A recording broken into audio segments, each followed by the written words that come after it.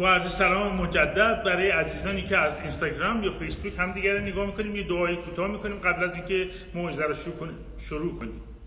خداوند حضور تو رو میطلبیم، از کلام تو دریافت بکنیم و طبق کلام تو رفتار کنیم. این خداوند تو رو شکر میکنم که یکی که ما رو دوست داری. عزیزانی که برنامه رو میبینن از طریق تلویزیون یا اینستاگرام، ای پدر جان، یکی که این عزیزان رو مبارک بگردان و عزیزانی که در کلیسا هستیم یکی که ما رو از روح مقدست پر کن و اجازه بده از کلام تو یاد بگیریم، راهنما و راهگشای زندگی یکی که ما باشیم.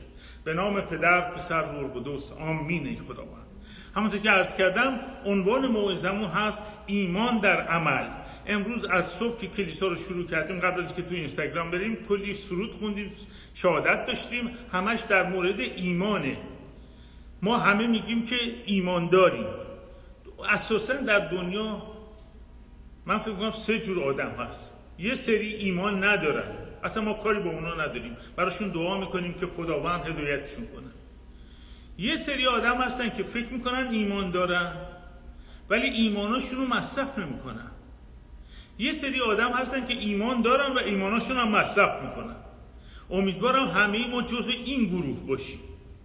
ولی متاسفانه انسان چون ضعیفه، گاهی وقتی ما میگیم به خدا ایمان داریم، به چیش ایمان داریم؟ یعنی به کلام خدا ایمان داریم، چیزی که در کتاب مقدس خدا گفته و وعده هایی که داده، به اونا ایمان داریم. و الا من میگم خب به خدا ایمان دارم، به چی ایمان دارم؟ به گفته های خدا در مورد ما چی تصمیم گرفته و چی میگه و چه هدفی داره، به اونا ما ایمان داریم. کجا معلوم میشه که ما ایمان داریم؟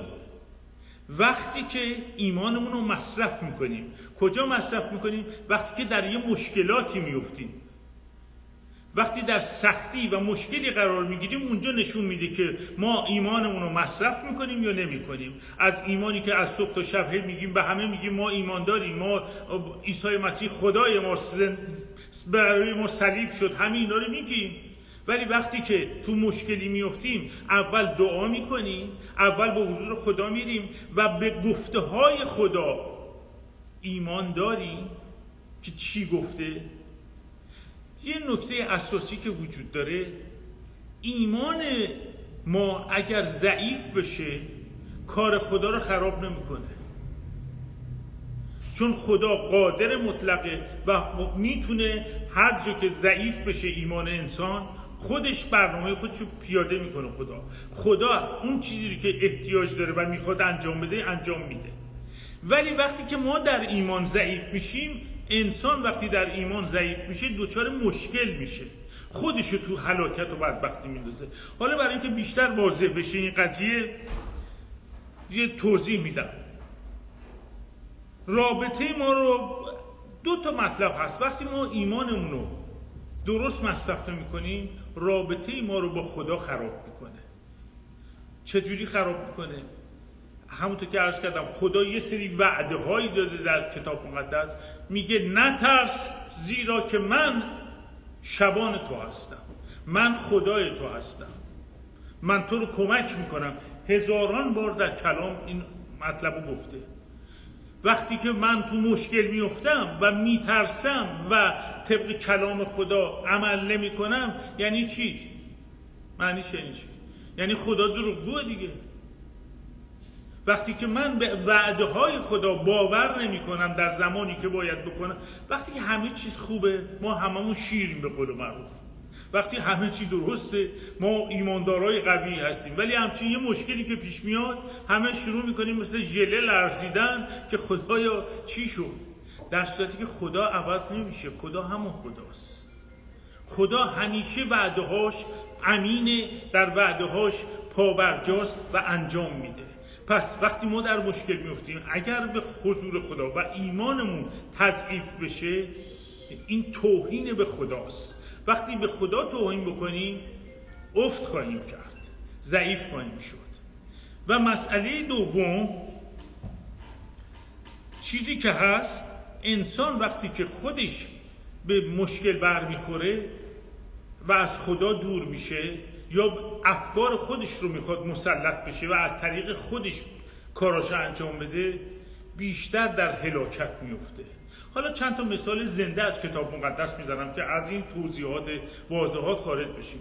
کتاب مقدس از اول تا آخرش داستانهایی که داره برای بنا کردن ماست. اولین کتاب مقدس چیه؟ کتاب پیدایش. آدم و حواست.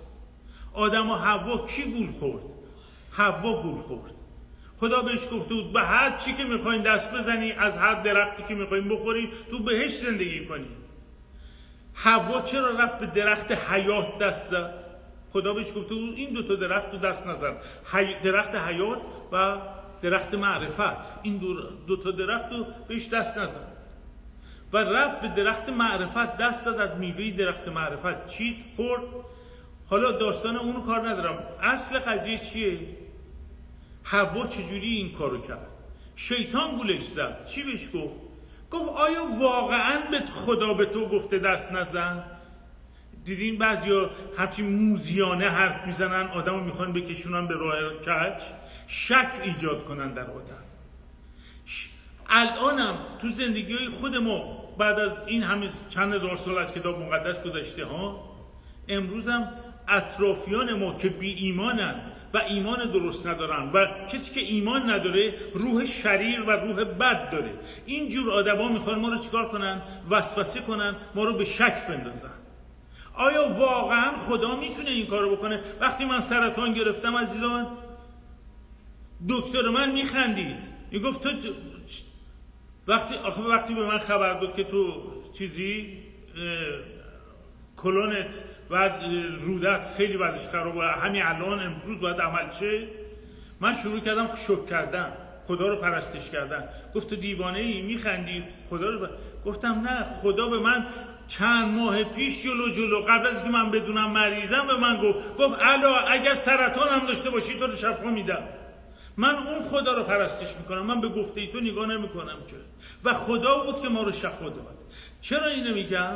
اینو بارها شما میدونید، داستانو گفتم، ولی هدف اینه که ما به زبان و دهان آدمای بی ایمان نگاه نکنیم. این آدم بی ایمان میتونه خواهر من باشه، میتونه برادر من باشه، میتونه رئیس من باشه، 3 تا مدرک دکترا داشته باشه، به تحصیلات نیست. آدمی که از نظر روحانی ضعیفه آدمو ضعیف میکنه، شک ایجاد میکنه.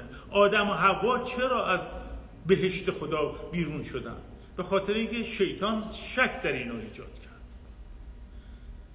نفر دیگه‌ای که میتونم مثال بزنم براتون، ابراهیم. حضرت ابراهیم میگن پدر ایمانداران جهان.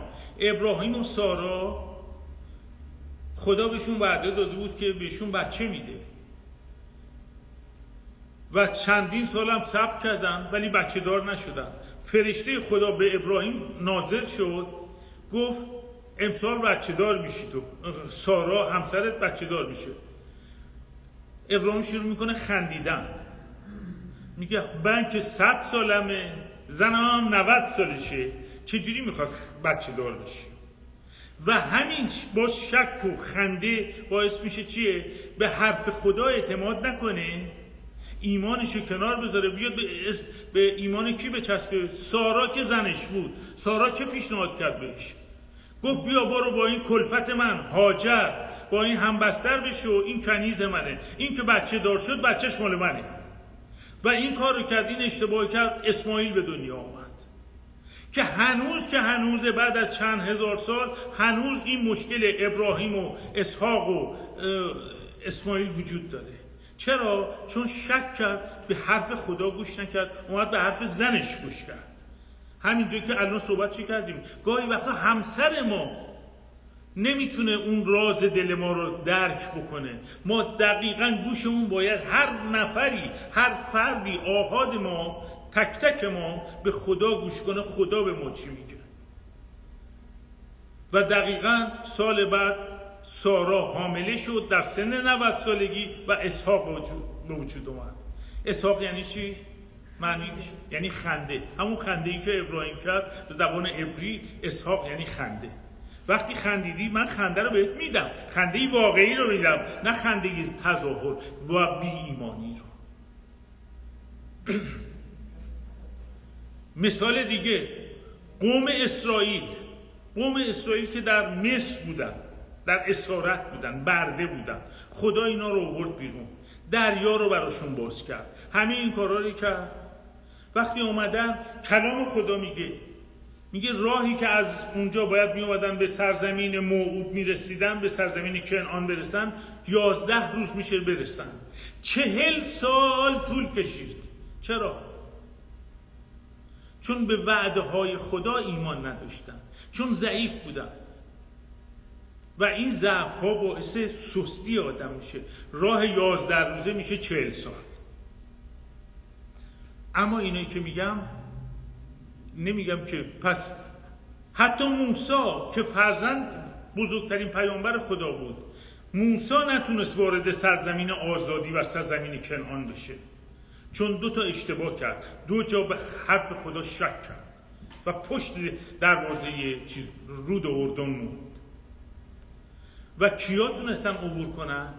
یوشع و کالیب. این 2 تا به حرف خدا شک نکردن، به وعده های خدا شک نکردن. خدا داستانو حتما میدونین ایماندارو، برای شما عزیزانی که کلام خدا رو کمتر میدونین و مطالعه نکردین میگم. خدا 12 نفر رو فرستاد از قوم اسرائیل، گفت برین سرزمینی که میخوام به شما بدم برین بررسی کنین، این سرزمین قابل زندگی کردن هست برای شما. 12 نفر رفتن، وقتی برگشتن 10 نفرشون ترسیدن، گفتن آدمایی که اونجا زندگی میکنن انقدر بزرگ و رشید و قوی هستن که ما مثل ملخ و پشه میمونیم، اینقدر ضعیف و بدبختی ما نمیتونیم بریم.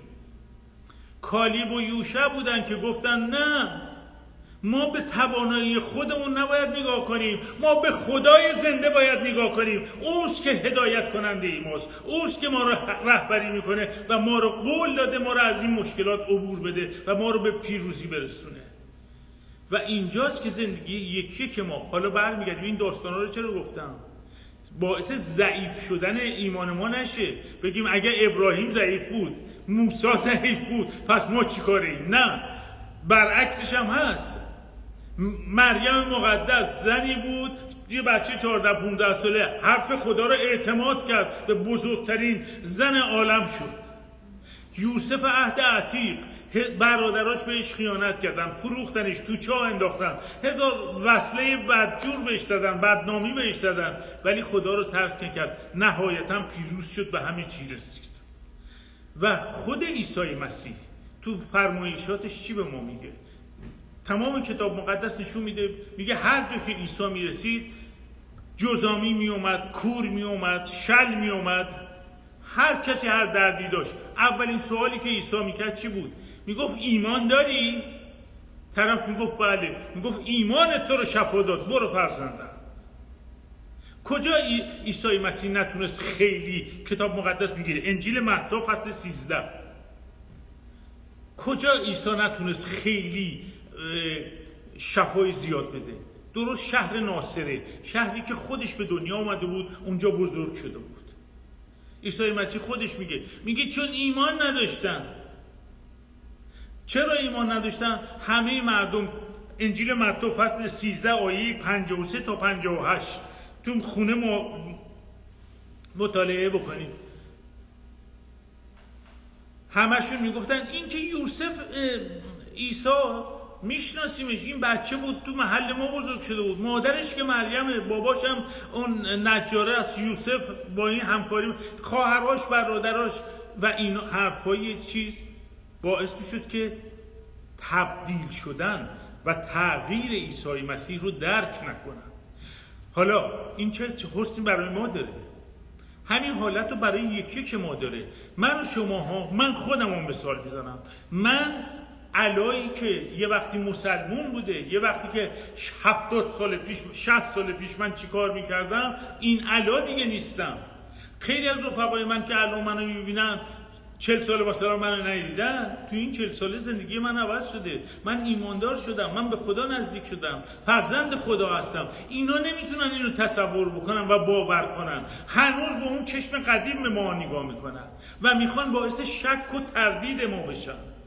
اونجاست که من نمیتونم کاری انجام بدم. خود عیسی مسیح میگه من در شهر ناصره، شهری که خودم بزرگ شدم، همه اطرافیان رو میشناسم، نتونستم زیاد کاری بکنم. یه چند تا آدم سرپایی، چند تا مریض رو شفا دادم و رفتم. کار اساس، چون مردم ایمان نداشتن. حالا همه بحثم سرش چیه؟ عنوان موعظمون چیه؟ ایمان در عمل. اگر ما میگیم ایمان داریم، باید اون ایمان رو مصرف کنیم. و مصرف ایمان چیه؟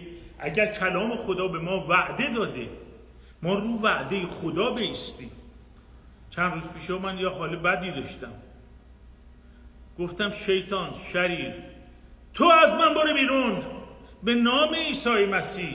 اشعیا فصل 41 آیه 10 میگه نترس، زیرا که من با تو هستم. مشوش نشو، زیرا که من خدای تو هستم. تو را تقویت خواهم نمود و به دست راست عدالت خود دستگیری خواهم کرد. خدایی که این وعده رو داده هرگز ما رو ترک نمیکنه. ما به شرایط نگاه نکنیم. من سرطان دارم، اون کرونا گرفته، اون یکی نمیدونم پاش شکسته. خدای ما زنده است. خدای زنده ای که به ما وعده داده از سختی ها ما رو عبور میده، در مشکلات ما رو عبور میده. ما اگر ایمان داریم، ایمانمون رو حفظ کنیم، بچسبیم دو دستی و ایمانمون رو مصرف کنیم. وقتی میبینید سختی، مشکل پیش میاد، بگیم من به وعده خدا ایمان دارم، نه به این مشکل. وقتی که پتروس اومد روی عیسی مسیح روی آب راه رفت، پتروس هم دید که عیسی روی آب داره راه میره، گفت خداوند منم میتونم راه برم؟ گفت آره، بیا پیش من. پتروس روی آب راه رفت، چند قدم رفت به سمت عیسی مسیح، ولی تا چشش افتاد به موج و به دریا و عظمت خروشان دریا رو دید، ترسید، رفت زیر آب. ما نه، این چه داستان، یه چه چیزی رو به ما درس میده که درسی باید برای ما باشه. چشمون به مشکلات نباشه، چشمون به سختی ها نباشه، چشمون به خدای زنده باشه. از سختی ها ما رو عبور میده. خدا وعده داده، وعده دهنده ما امینه. هر چیزی که باشه خدا حل میکنه و خیریت ما رو میخواد. ما یه مدتی رو زمین هستیم، زندگی میکنیم، تا ابد در حضور خدا خواهیم بود. در این زمانی که رو زمین هستیم، باید با خداوند پیوند محکم داشته باشیم و اراده او رو بخوایم. اراده او زندگی ما رو مبارک میکنه، عوض میکنه و ما رو سعادتمند میکنه. و برای چی؟ که بتونیم شخصیتی پیدا کنیم که تا ابد در حضور خدا زیست کنیم. اگر اون شخصیت ساخته نشه، شخصیت قوی نباشه، در حضور خدا نمیتونیم زندگی کنیم.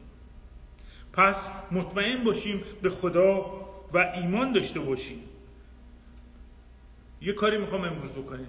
همین الان من اولا سوال میکنم، ایمان داری؟ ایمان به خداوند داری؟ حتی عزیزانی که از اینستاگرام برنامه رو نگاه میکنن، اگر ایمان ندارین توبه کنین، بگین ای عیسی مسیح به قلب من وارد شو، زندگی من عوض بکن. من میخوام تو رو بشناسم، کتاب مقدس رو بخونیم. و الان میخوام خواهش کنم همه کسانی که در کلیسا هستن، کسانی که برنامه رو میبینن، دست خودتون رو خودتون بذارین. هر چی که احتیاج دارین برای سلامتی خودتون و عزیزانتون از خدا بخواین. عیسی مسیح در کلامش میگه هر معجزه‌ای که من کردم شاگردان من میتونن انجام بدن. اگر مرده رو زنده کرده عیسی، ما میتونیم مرده رو زنده کنیم، به شرط اینکه به ایمان داشته باشیم. خداوند دستمون رو خودمون میذاریم. خداوند روح مقدس تو در ما جاری شه، یکی ما رو مبارک بگردان. خداوند دعای ما رو بشنو، عزیزانمون رو مبارک بگردان. شفای الهی تو جاری بشه خداوند دعای شفاعت ما رو بشنو. خداوند برای دیگران شفاعت میکنیم، برای عزیزانمون، برای همسایه هامون، فرزندانمون، اقواممون، برای ممالک دیگه، انسانهای دیگه. خداوند تو یکی که اونها رو مبارک بگردان. شفای تو جاری بشه خداوند، شفای روحانی تو، شفای جسمانی تو جاری بشه خداوند. متبارک باد نام خدای زنده ما عیسی مسیح. به افتخار خداوند دست جلال میدیم نام مقدس تو خداوند، خدایی که زنده است و تا ابدالآباد در حضور او زیست خواهیم کرد. شکرت میکنم ای خداوند. هر احتیاجی که داریم به حضور خدا ببریم، نترسیم. خداوند این ایمان رو داده که مصرف کنیم. عیسی مسیح گفت هر کاری که من میکنم شاگردانم هم میکنن. مگر پتروس نمیکرد؟ مگر یوحنا نمیکرد؟ مگر پولس نمیکرد؟ امروز هم هستند کسانی که دست میذارن و به نام عیسی مسیح، ما انسان ها کاری نیستیم، خدای زنده است که همه کار رو انجام میده. عیسی شفا دهنده است که امراض ما رو برمیداره، عزیزان ما رو شفا میده، یکی که ما رو مبارک میکنه، از گناه ما رو آزاد میکنه. در راستی زندگی کنیم، در پناه خدا زندگی کنیم. به قوت و قدرت تو ای خداوند با شادی زندگی رو ادامه میدیم. به کوه مشکلات نگاه نمیکنیم، بلکه از کوه مشکلات عبور میکنیم به قدرت عیسی مسیح. متبارک باد نام مقدس تو ای خداوند. به نام پدر، پسر، روح القدس میطلبم. آمین ای خداوند. شکر میکنم ای خداوند. اینجا خداحافظی میکنم تا یک شنبه آینده. عزیزان